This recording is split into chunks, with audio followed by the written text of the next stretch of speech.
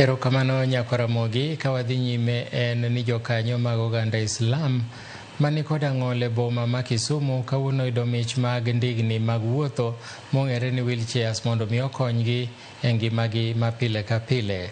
Konyno ero mowuok e riwruok moro ma ok mar piny owacho kata ma piny Qatar igeno ni dhi chopo ne ji 50 ka bende chenro ni nitie chenro mar medo mamoko. Riwruok mar oganda Jo-Salam mano ma Kisumu Muslim Association wacho ni jogo man kod ang'ol kale tich matek mokalo e yor wuodhegi ka gimedo ni gibiro manyo kony mamoko mondo medgi.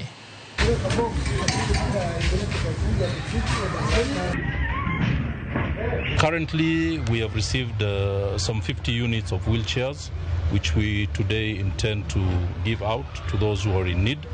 And we are anticipating to receive more items very soon that will be done, or that will be distributed to different people with different needs.